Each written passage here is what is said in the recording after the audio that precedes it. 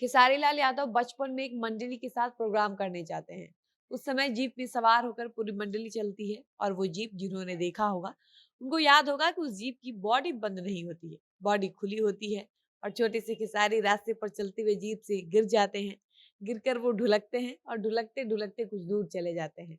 और उसके बाद फिर जब जीप रोककर खेसारी को देखा जाता है तो खेसारी एकदम मस्त हंसते मुस्कुराते उठकर जीप की तरफ दौड़ते हैं। और यही देखकर जो खेसारी के गुरु थे, जिनकी वो मंडली थी, जिनका नाम कमलाकांत मिश्रा है, जिनको खेसारी आज भी अपना गुरु मानते हैं, वो कमला बाबा कहते हैं कि ये कहीं भी रहकर परेशान नहीं हो सकता है, ये छुप नहीं सकता।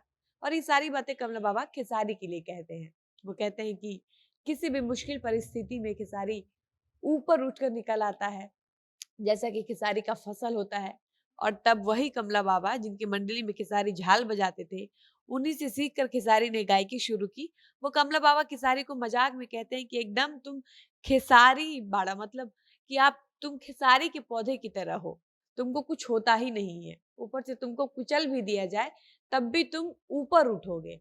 और इसके बाद से खेसारी, जिनका असली नाम शत्रुघ्न यादव है, तब से छोटे शत्रुघ्न का नाम खेसारी पड़ जाता है। इसके अलावा खेसारी से जुड़ी एक और दिलचस्प बात है जिसके बारे में लगभग सभी को पता है कि खेसारी लिट्टी चोखा बेचते थे। दिन में गार्ड की नौकरी करते थे, शाम में लिट्टी बेचते थे। उसको लेकर जो लोग सवाल उठाते हैं कि ये बात बनावटी है, झूठी है, इसके बारे में भी सच्चाई सामने आई है। और ऐसे लोग हैं जो अभी भी ये कहते हैं कि खेसारी और उनके परिवार दिल्ली के ओखला में एक जगह पर लिट्टी बेचा करता था। और इस वीडियो में हम उसी कहानी को बताएंगे, लेकिन उससे पहले नमस्कार, मेरा नाम है डॉली पांडे, मेरे साथ है कैमरामैन विशाल और आप देख रहे हैं जनता जंक्शन। खेसारी लाल यादव काफी स्ट्रगल से ऊपर उठकर आगे बढ़े हैं।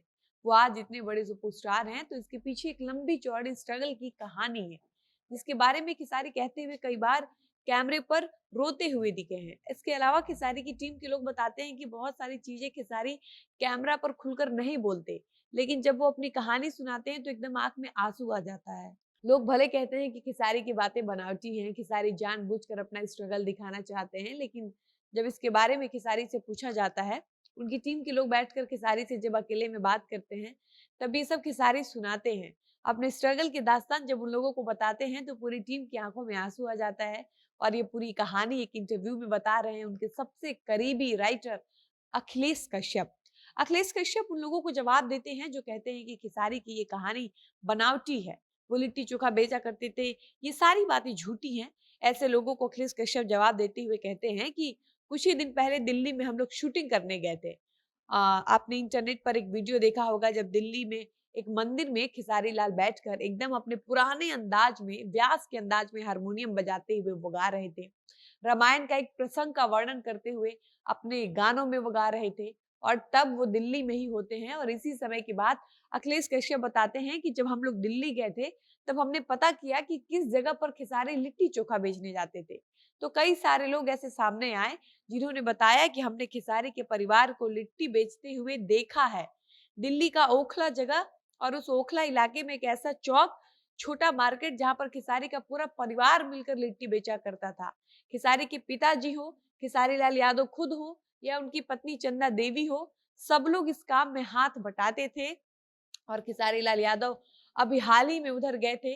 और जब वहां के लोगों को पता चला कि खेसारी आए हैं तो शूटिंग के सेट पर कई सारे ऐसे लोग मिलने चले आए जो खेसारी को तब से जानते हैं जब खेसारी का पूरा परिवार दिल्ली के ओखला में लिट्टी चोखा बेचता था।